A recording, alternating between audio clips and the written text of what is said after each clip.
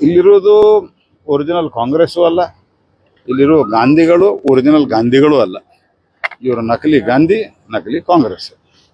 ಆ ಹಿನ್ನೆಲೆ ಒಳಗೆ ನಾನು ಆಯ್ತು ಆದರೂ ಮಾಡ್ಕೊಳ್ತಾ ಇದ್ದೀರಿ. ನಿಮ್ಮದು ಸರ್ಕಾರದ ನೀವು ಮನೆ ಮಾಡ್ತಾ ಇದ್ದೀರಿ. ನಾನು ಒಂದೇ ಪ್ರಶ್ನೆ ಕೇಳ್ತೀನಿ. ಸನ್ಮಾನ್ಯ ಡಾಕ್ಟರ್ ಬಾಬಾ ಸಾಹೇಬ್ ಭೀಮರಾವ್ ಅಂಬೇಡ್ಕರ್ ಅವರ ಜೀವಿತಾವಧಿಯಲ್ಲಿ ಸತತವಾಗಿ ಅಪಮಾನ ಮಾಡಿದಂತಹ ಪಾರ್ಟಿ ಅದು ಕಾಂಗ್ರೆಸ್ ಪಾರ್ಟಿ. ಕಾಂಗ್ರೆಸ್ ಪಾರ್ಟಿ ಮೊದಲನೇದಾಗಿ ಅವರಿಗೆ ಕಾನ್ಸ್ಟಿಟ್ಯೂಂಟ್ ಅಸೆಂಬ್ಲಿಗೆ ಬರಲಿಕ್ಕೆ ಕೊಡಲಿಲ್ಲ. ಅವ್ರನ್ನ ಕಾನ್ಸ್ಟಿಟ್ಯೂಂಟ್ ಅಸೆಂಬ್ಲಿ ಆ ನಂತರ ಅವರು ಬೇರೆ ಬೇರೆ ಪಕ್ಷಗಳು ಬೇರೆ ಬೇರೆ ನಮ್ಮದು ಮುಂದೆ ಪಾರ್ಟಿ ನಮ್ಮ ಪರಿವಾರದ ದೃಷ್ಟಿಯಿಂದ ಏನು ನಾವು ಸಪೋರ್ಟ್ ಮಾಡಲಿಕ್ಕೆ ಸಾಧ್ಯ ಎಲ್ಲವೂ ಸಪೋರ್ಟ್ ಮಾಡಿ ಡಾಕ್ಟರ್ ಬಾಬಾ ಸಾಹೇಬ್ ಅವರು ಸಂವಿಧಾನ ಸಭಾಕ್ಕೆ ಬಂದರು ಆಸ್ ಎ ಮೆಂಬರ್. ಅದಾದ ಅವ್ರನ್ನ ಅವತ್ತಿನ ತಾತ್ಕಾಲಿಕ ಸರ್ಕಾರದಲ್ಲಿ ನೆಹರು ಅವರ ನೇತೃತ್ವದಲ್ಲಿ ಗಾಂಧೀಜಿಯವರ ಒತ್ತಾಸೆಯ ಮೇರೆಗೆ ಅವರನ್ನು ಮಂತ್ರಿ ಮಾಡಿದ್ರು. ನೆಹರು ಅವರಿಗೆ ಮನಸ್ಸಿರಲಿಲ್ಲ. ಆದ್ರೆ ಯಾವಾಗ ಮಹಾತ್ಮ ಗಾಂಧಿಯವರು ಹೇಳಿದ ನಂತರವೂ ಸಹಿತ ಡಾಕ್ಟರ್ ಬಾಬಾ ಸಾಹೇಬ್ ಅಂಬೇಡ್ಕರ್ಗೆ ಎಕಾನಮಿಗೆ ಸಂಬಂಧಿಸಿದಂತೆ ಪ್ಲಾನಿಂಗ್ ಸಂಬಂಧಿಸಿದಂತೆ ಅವರು ಕೇಂಬ್ರಿಡ್ಜ್ ವಿಶ್ವವಿದ್ಯಾಲಯದಲ್ಲಿ ಅವರು ಬಹಳಷ್ಟು ಎಕಾನಮಿಯಲ್ಲಿ ಅವರಿಗೆ ಬಹಳ ನಾಲೆಜ್ ಇತ್ತು ಈಕ್ವಲಿ. ಅದಕ್ಕೆ ಅದನ್ನು ಕೊಡು ಅಂದಾಗ ಅದನ್ನು ಕೊಡಲಿಲ್ಲ. ಅವರಿಗೆ ಒಟ್ಟಾರೆ ನೆಹರು ಪಾಲಿಸಿ ವಿರೋಧದಿಂದ ಅವ್ರು ರಾಜೀನಾಮೆ ಕೊಟ್ಟಾಗ ನೆಹರು ಅವರ ಒಂದು ಹೇಳಿಕೆ ಇದೆ, ಈ ಡಾಕ್ಟರ್ ಬಾಬಾ ಸಾಹೇಬ್ ಅಂಬೇಡ್ಕರ್ ಅವರ ರಾಜೀನಾಮೆಯಿಂದ ಏನೂ ನಮಗೆ ನಷ್ಟ ಆಗಲ್ಲ. ಅದಾದ ನಂತರ ಅವ್ರನ್ನ ಒಂದೇ ಕ್ಷೇತ್ರಕ್ಕೆ 2 ಬಾರಿ ಸ್ವತಃ ಅವತ್ತಿನ ಪ್ರಧಾನಮಂತ್ರಿ ನೆಹರು ಹೋಗಿ ಸೋಲಿಸಿದರು. ಮೂರನೇದಾಗಿ ಆನಂತರ ಅವರು ದೇಹ ತ್ಯಾಗವನ್ನು ಮಾಡಿದಾಗ ಅಲಿಪುರ್ ರೋಡಲ್ಲಿರುವಂಥ ಬಿಲ್ಡಿಂಗನ್ನು ಅವರ ಸ್ಮಾರಕ ಮಾಡಲಿಲ್ಲ. ಅವ್ರ ಡಿಮಾಂಡ್ ಇದ್ದಾಗೂ ಸಹಿತ, ಅಂದ್ರೆ ಅವ್ರ ಅಭಿಮಾನಿಗಳ ಡಿಮಾಂಡ್ ಇದ್ದಾಗೂ ಸಹಿತ. ಅದಾದ ನಂತರ ಅವ್ರ ಅಂತ್ಯಕ್ರಿಯೆಗೆ ಜಾಗ ಕೊಡಲಿಲ್ಲ. ಡೆಲ್ಲಿಯಲ್ಲಿ ಅವ್ರು ಮುಂಬೈಗೆ ತಂದು ದಾದರದಲ್ಲಿ ಅಂತ್ಯಕ್ರಿಯೆ ಮಾಡೋರು. ಅಲ್ಲಿ ಸ್ಮಾರಕ ನಿರ್ಮಿಸಿದ್ರೆ ನೆಹರು ಅಧಿಕೃತ ಪತ್ರ ಬರೆದು ನಿರಾಕರಿಸ್ತಾರೆ, ನಾವು ಮಾಡೋದಿಲ್ಲ ಸ್ಮಾರಕ ಅಂತ ಹೇಳಿ, ಸರ್ಕಾರಿ ದುಡ್ಡಿನಲ್ಲಿ ಮಾಡಬಾರ್ದು ಅಂತ ಹೇಳಿ.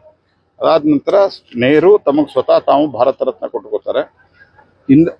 ತಾವು ಸ್ವತಃ ಅಂದ್ರೆ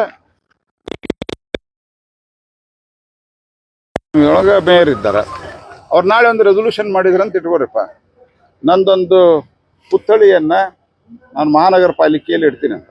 ಎಷ್ಟು ಹಾಸ್ಯಾಸ್ಪದನೋ ಅಷ್ಟೇ ಹಾಸ್ಯಾಸ್ಪದ ನೆಹರು ತಮಗೆ ತಾಮನೇ ಬರ್ಕೊಂಡ್ರು, ನನಗೆ ಭಾರತ ರತ್ನ ಅಂತ ಹೇಳಿ ಕೊಡ್ಬೇಕಂತ ಹೇಳಿ. ಇಂದಿರಾ ಗಾಂಧಿ ತಮಗೆ ತಾಮ ಕೊಟ್ಕೊಂಡ್ರು. ರಾಜೀವ್ ಗಾಂಧಿಗೆ ಮುಂದೆ ಬಂದಂಥ ಸರ್ಕಾರಗಳು ಅವ್ರು ದುರ್ಮರಣ ಹೊಂದಿದ ನಂತರ ಕೊಟ್ಟರು. ಆದರೆ ಡಾಕ್ಟರ್ ಬಾಬಾ ಸಾಹೇಬ್ ಅಂಬೇಡ್ಕರ್ ಅವರಿಗೆ ಕೊಡಲಿಲ್ಲ.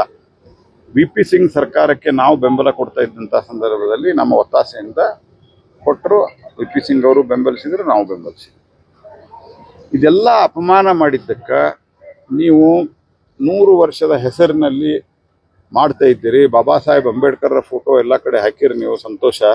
ಆದರೆ ಬಾಬಾ ಸಾಹೇಬರ ಕ್ಷಮೆಯನ್ನು, ದೇಶದ ಕ್ಷಮೆಯನ್ನು ನೀವು ಕೇಳ್ತೀರಾ? ಇದಕ್ಕೆ ನೀವು ಉತ್ತರ ಕೊಡಬೇಕು. ದೂರುಗಳು ಬರ್ತಾ ಇದ್ದು ಸ್ವಲ್ಪ ಈ ವರ್ಷ ಫಾರ್ಮರ್ಸ್ಗೆ, ರೈತರಿಗೆ ಏನೋ ಕಬ್ಬಿನ ಒಂದು ಪೇಮೆಂಟ್ ಕೊಡ್ಬೇಕು, ಅದರಲ್ಲೂ ಕೆಲವು ಕಡೆ ಡಿಲೇ ಆಗ್ತಾ ಇದೆ ಅಂತ ಮಿಲ್ ಮಾಲೀಕರು ಹೇಳ್ತಾ ಇದ್ರು. ಇಲ್ಲ, ಸಕ್ಕರೆ ಜಾಸ್ತಿಯಾಗಿ, ಓವರಾಲ್ ಪ್ರೊಡಕ್ಷನ್ ಜಾಸ್ತಿಯಾಗಿ ಸಕ್ಕರೆ ಬೆಲೆ ಕುಸಿತಿರೋದ್ರಿಂದ ನಮಗೆ ಅದು ವರ್ಕೌಟ್ ಆಗ್ತಾ ಇಲ್ಲ ಅಂತ. ಇದನ್ನೆಲ್ಲ ಗಮನಿಸಿ ಭಾರತ ಸರ್ಕಾರ ಇವತ್ತು ಎಲ್ಲ ವರ್ಗಗಳನ್ನು, ಕನ್ಸ್ಯೂಮರ್ಸು, ರೈತರು, ಮಿಲ್ಲದಲ್ಲಿರುವ ಕಾರ್ಮಿಕರು, ಇವರೆಲ್ಲರನ್ನೂ ಬ್ಯಾಲೆನ್ಸ್ ಮಾಡುವಂಥ ದೃಷ್ಟಿಯಿಂದ ಭಾಳ ವಿಚಾರ ಮಾಡಿ ಇಡೀ ದೇಶಾದ್ಯಂತ ಎಲ್ಲ ನಾವು ಡಾಟಾ ಸಂಗ್ರಹಿಸಿ, ಅಂದರೆ ಸ್ಟ್ಯಾಟಿಸ್ಟಿಕ್ಸ್ ಸಂಗ್ರಹಿಸಿ, ಅಂಕಿಅಂಶಗಳನ್ನು ಸಂಗ್ರಹಿಸಿ ಎಷ್ಟು ಪ್ರೊಡಕ್ಷನ್ ಆಗ್ತಾ ಇದೆ, ಎಷ್ಟು ಓಪನಿಂಗ್ ಸ್ಟಾಕ್ ಇದೆ, ಇದೆಲ್ಲ ಲೆಕ್ಕ ತೆಗೆದು 10 ಲಕ್ಷ ಮೆಟ್ರಿಕ್ ಟನ್ನನ್ನು ಸಕ್ಕರೆ ನಾವು ಎಕ್ಸ್ಪೋರ್ಟ್ಗೆ ಅಲೋ ಮಾಡಿದ್ದೇವೆ. ಮತ್ತು ಅದೇ ರೀತಿ ಶುಗರ್ ಕೇನ್ ಮತ್ತು ಶುಗರ್ ಇಂಡಸ್ಟ್ರಿ ಒಳಗೆ ಒಂದು ಎಥೆನಾಲ್ ಒಂದು ಮಹತ್ವದ ಪಾತ್ರವನ್ನು ಬೀರ್ತಾ ಇದೆ. ತಮ್ಮೆಲ್ಲರಿಗೂ ಗೊತ್ತಿರುವಂತೆ ಎಥೆನಾಲ್ ಬ್ಲೆಂಡಿಂಗ್ ಏನಿದೆ, ಎಥೆನಾಲನ್ನು ಪೆಟ್ರೋಲ್ ಜೊತೆಗೆ ಸೇರಿಸೋದು, ಇದು 2002ರಲ್ಲಿ ಸನ್ಮಾನ್ಯ ಅಟಲ್ ಬಿಹಾರಿ ವಾಜಪೇಯಿ ಅವರ ಕಾಲದಲ್ಲಿ ಇದು ರಾಮ್ ನಾಯಕ್ ಅವರು ಇನಿಷಿಯೇಷನ್ ತಗೊಂಡು ಮಾಡಿದ್ರು. ಅದು ಹಂತ ಹಂತವಾಗಿ 5% 10% ಆಗಿ 2010ಕ್ಕೆ ಅದು 10% ಆಗಬೇಕಾಗಿತ್ತು. 2014ಕ್ಕೆ 15%, 2014ಕ್ಕೆ 20% ಆಗಬೇಕಾಗಿತ್ತು. ಆದರೆ ನಾವು ಬಿಟ್ಟು ಹೋದ ನಂತರ ಇದ್ರ ಬಗ್ಗೆ UPA ಸರ್ಕಾರ ಯಾವುದೇ ಗಮನ ಹರಿಸಿರಲಿಲ್ಲ. ಇವತ್ತು ಈ ವರ್ಷ ನಾವು 18% ಎಥನಾಲ್ ಅಂದ್ರೆ ಮೋದಿಯವರು ಬಂದಾಗ 1.3% ಇತ್ತು, ಇವತ್ತು 18% ಮಾಡಿದ್ವಿ. ಇದರಿಂದ ರೈತರಿಗೆ ಬಹಳ ಅನುಕೂಲ ಆಗ್ತಾ ಇದೆ. ಸರಿಯಾದ ಟೈಮ್ಗೆ ಮೆಜಾರಿಟಿ ರೈತರಿಗೆ ಪೇಮೆಂಟ್ ಸಿಗ್ತಾ ಇದೆ. ಈ ಕಬ್ಬು ಬೆಳೆಗಾರರಿಗೆ ಇದೇ ಕಾರಣದಿಂದ ಸಿಗ್ತಾ ಇದೆ. ಇದಕ್ಕೆ ಕೂಡ ಈ ಸರ್ತಿ ನಾವು 40 ಲಕ್ಷ ಮೆಟ್ರಿಕ್ ಟನ್ ಶುಗರನ್ನು ನಾವು ಎಥೆನಾಲ್ ಪ್ರೊಡಕ್ಷನ್ಗೆ ಡೈವರ್ಷನ್ ಮಾಡಿದ್ವಿ. ಎಲ್ಲ availability of the sugar cane ಎಲ್ಲ ಲಭ್ಯತೆಯನ್ನು ನೋಡ್ಕೊಂಡು ಮಾಡಿದ್ವಿ. ಇದರಿಂದ ಪ್ರಥಮವಾಗಿ ಲಾಭ ಆಗೋದು ರೈತರಿಗೆ, ಯಾಕಂದ್ರೆ ತಕ್ಷಣ ಅವ್ರಿಗೆ ಪೇಮೆಂಟ್ ಸಿಗ್ತದೆ. ಆ ನಂತರ ಕನ್ಸ್ಯೂಮರ್ಸ್ಗೆ ಯಾವುದೇ ರೀತಿ ತೊಂದರೆ ಆಗೋದಿಲ್ಲ, ಯಾಕಂದ್ರೆ ನಮ್ಮ ಕಡೆ ಇನಫ್ ಫಾರಿನ್ ಎಕ್ಸ್ಚೇಂಜ್ ಬರ್ತದೆ, ಅದರಲ್ಲಿ ಲಾಭ ಆಗುತ್ತೆ. ಮತ್ತು ಮಿಲ್ ವರ್ಕರ್ಸ್ಗೂ ಸಹಿತ ಸರಿಯಾದ ಸಮಯದಲ್ಲಿ ಸಿಗ್ತದೆ. ಹೀಗಾಗಿ balancing of the consumer, balancing of the farmer ಮತ್ತು balancing of the sugar mill owner ಎಲ್ಲವೂ ಸೇರಿ ಸಕ್ಕರೆ ಇಂಪೋರ್ಟ್ ಎಕ್ಸ್ಪೋರ್ಟ್ ಮಾಡ್ತಾ ಇದ್ರು. ಹೊರಗಡೆ ಬೇರೆ ದೇಶದಿಂದ ಸಕ್ಕರೆ ಎಕ್ಸ್ಪೋರ್ಟ್ ನಾವು ಮಾಡ್ತಾ ಇದ್ವಿ. ಇಂಪೋರ್ಟ್ ಮಾಡೋ ಅವಶ್ಯಕತೆನೇ ಇಲ್ಲ ನಮಗೆ. ಯಾರು ಇಂಪೋರ್ಟ್, ಈಗ ನನಗೆ ಗೊತ್ತಿರೋ ಮಟ್ಟಿಗೆ ಯಾರು ಇಂಪೋರ್ಟ್ ಮಾಡ್ತಾ ಇಲ್ಲ. ನೀವು ಯಾವ ವಿಷಯ ಹೇಳ್ತಾ ಇದ್ದೀರಿ ನನಗೆ ಗೊತ್ತಿಲ್ಲ, ಯಾಕಂದ್ರೆ ಇಂಪೋರ್ಟ್ ಇಸ್ ನಾಟ್ ನೀಡೆಡ್. ನಮ್ಮ ಕಡೆ ಎಕ್ಸೆಸ್ ಶುಗರ್ ಅದ. ಸರ್, ಈ ಭಾಗದಲ್ಲಿ ತೂಕ ಪಾಲಿಸಿ, ಈ ಎಕ್ಸ್ಪೋರ್ಟು ಮತ್ತು ಶುಗರ್ ಪಾಲಿಸಿ ಎಲ್ಲ ನಾವು ಮಾಡ್ತೀವಿ.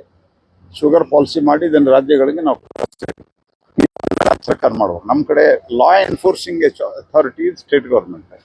ಹೀಗಾಗಿ ಅದು ಬರ್ತಿದ್ರೆ ರಾಜ್ಯ ಸರ್ಕಾರ ಗಂಭೀರವಾಗಿ ಪ್ರಕರಣವನ್ನು ಪರಿಗಣಿಸಿ ಕ್ರಮ ತೆಗೆದುಕೊಳ್ಳುವುದು. ಇನ್ನು ಎರಡನೇದಾಗಿ ಒಂದು ಅಮಾನುಷ್ಯವಾದಂಥ ಕೃತ್ಯ ಏನು ಇವತ್ತು ಬಿಜಾಪುರದಲ್ಲಿ ನಡೆದದ, ಅದರಲ್ಲಿ ರಾಜ್ಯ ಸರ್ಕಾರ ಗಂಭೀರವಾಗಿ ತೆಗೆದುಕೊಳ್ಬೇಕಿದೆ. ಈ ರೀತಿ ಆಗುವುದು ಅತ್ಯಂತ ದುರ್ದೈವ ಸಂಗತಿ. ನಾಗರಿಕ ಸಮಾಜ ತಲೆ ತಗ್ಗಿಸುವಂತಾಗಿದೆ.